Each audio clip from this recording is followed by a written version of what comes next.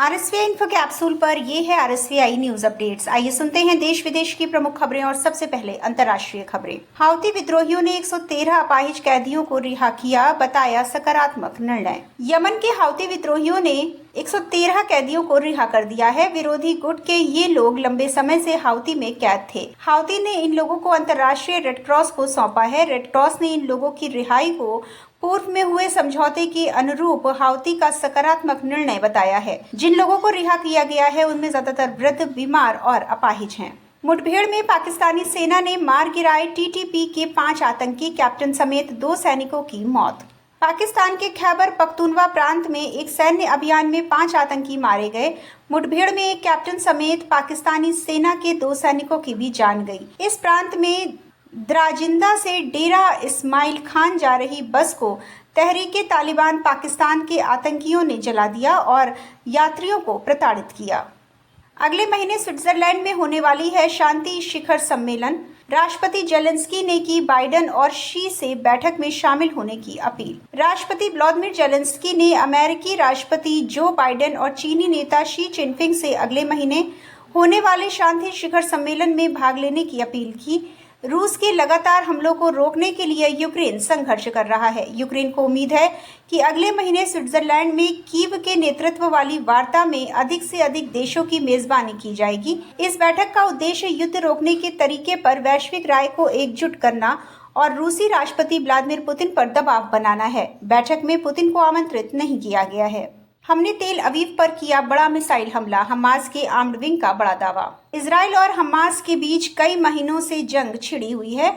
इस युद्ध में दोनों तरफ से हजारों लोगों ने अब तक जान गंवाई है। इस जंग ने पूरे मिडिल ईस्ट में कोहराम मचा रखा है। दोनों तरफ ही इस जंग से तबाही मची हुई है।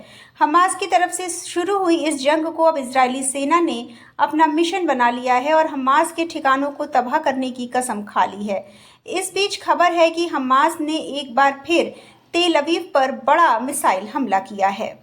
अमेरिका की मोस्ट वांटेड सूची में शामिल शख्स एल नीनी को मैक्सिको ने लौटाया। बाइडेन ने मैक्सिकन राष्ट्रपति का जताया आभार। मैक्सिकन कार्टेल एक बार फिर फेंटेनाइल व्यापार में अपनी कथित संलिप्तता के लिए अमेरिका की सर्वाधिक वांछित सूची में शामिल था। अब उसे सफलतापूर्वक प्रत्यर्पित कर दिया गया है। संयुक्त राज्य अमेरिका ने CNN को इसकी जानकारी दी है। अमेरिकी राष्ट्रपति जो बाइडेन ने एक भाषण में अमेरिका और मैक्सिको के बीच सहयोगात्मक प्रयासों को रेखांकित करते हुए अल नीनी के प्रत्यर्पण का जश्न मनाया।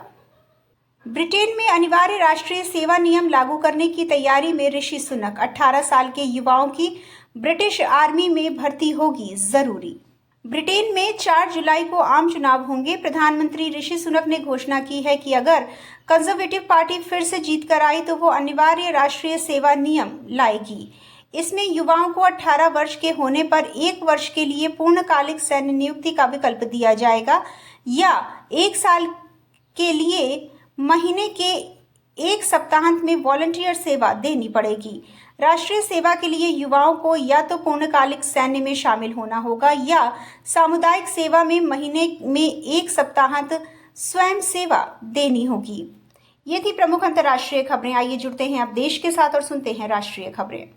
तेज हवाओं के साथ बंगाल पहुंचा चक्रवात रेमल। त्रिपुरा सरकार ने तूफान से बचने के लिए जारी किए सख्त नियम। बंगाल की खाड़ी से आए चक्रवाती तूफान रेमल ने कल बांग्लादेश और पश्चिमी बंगाल के तट पर एंट्री ले ली। इस बीच त्रिपुरा के मुख्यमंत्री डॉक्टर माणिक साहा ने बयान दिया। उन्होंने बताया कि राज्य और जिला प्रशासन चक्रवात से निपटने के लिए पूरी तरह तैयार है। तूफानी हवाओं के साथ मूसलाधार बारिश, चक्रवात रेमल खतरनाक तूफान में तब्दील। बंगाल की खाड़ी में उत्पन्न हुआ चक्रवात रेमल आधी रात को लैंडफॉल करेगा। इसे लेकर बंगाल में हाई अलर्ट घोषित किया गया है। कोलकाता एयरपोर्ट को बंद कर दिया गया है। राज्य के तटीय इलाकों में राष्ट्रीय आपदा प्रतिक्रिया बल की 12 टीमों को तैनात किया गया है। नौसेना व भारतीय तटरक्षक बल भी अलर्ट पर है। मौसम विभाग से मिली जानकारी के मुताबिक चक्रवात इस समय बंगाल की खाड़ी से 270 किलोमीटर दक्षिण पूर्व दिशा में है।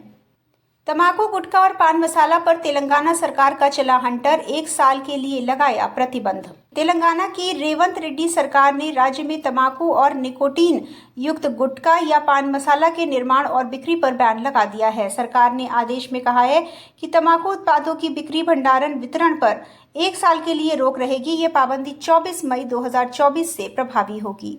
बोनट पर रोटी तो रेत में सेका पापड़, भीषण गर्मी से जल रहा उत्तर भारत, अब तक 24 से ज्यादा की मौत। राजधानी दिल्ली, हरियाणा और पंजाब समेत पूरा उत्तर भारत भीषण गर्मी से तप रहा है। राजस्थान में जैसे तापमान से आग बरस रही है। भीषण गर्मी के कारण प्रदेश में 4 दिन में 24 से ज्यादा लोगों की मौत हो चुकी है। जैसलमेर से सटी भारत पाकिस्तान सीमा पर तापमान 55 डिग्री सेल्सियस को पार कर गया है। हरियाणा के सिरसा में तापमान 48.4 डिग्री सेल्सियस तक पहुंच गया है।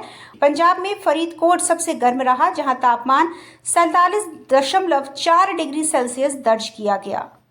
मणिपुर में सेना के जवानों ने दिखाई सतर्कता, 3 IED डिफ्यूज, सुरक्षा बलों ने तलाशी अभियान चलाया। मणिपुर के इम्फाल पूर्वी जिले में सड़क पर बिछाए गए 3 इम्प्रोवाइज्ड एक्सप्लोसिव डिवाइस को सेना के जवानों की सतर्कता से डिफ्यूज कर दिया गया। रक्षा प्रवक्ता लेफ्टिनेंट जनरल अमित शुक्ला ने कहा कि सेना के जवानों ने इम्फाल पूर्वी जिले में निगरानी अभियान के दौरान मफो बांध के पास नोदगम तांगखुल और एथम तांगखुल गांवों को जोड़ने वाली सड़क पर 3 IED को देखा।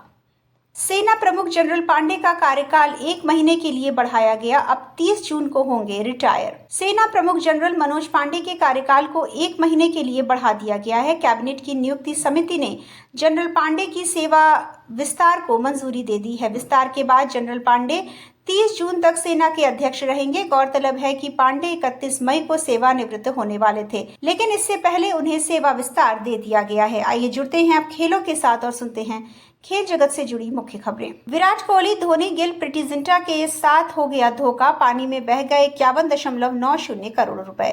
IPL 2024 खत्म हो चुका है। चेन्नई में खेले गए मैच में कोलकाता नाइट राइडर्स ने सनराइजर्स हैदराबाद को मात देकर खिताब अपने नाम कर लिया। कोलकाता की टीम तीसरी बार खिताब जीतने में सफल रही। हर बार की तरह इस सीजन में भी खिलाड़ियों ने प्रभावित किया, लेकिन कुछ खिलाड़ी ऐसे रहे जिन पर नीलामी में फ्रेंचाइजियों ने जमकर पैसा बरसाया, लेकिन उसका खेल बेहद निराशाजनक रहा। ये ऐसे खिलाड़ी रहे जिन पर 51.90 लाख रुपए लगाए गए और उम्मीद के मुताबिक इनका प्रदर्शन नहीं रहा। ये थी अब तक की प्रमुख खबरें। अगली खबरों के साथ जल्द होगी मुलाकात। सुनते रहिए RSV इन्फो कैप्सूल और सताक्षी को दीजिए इजाजत। नमस्कार।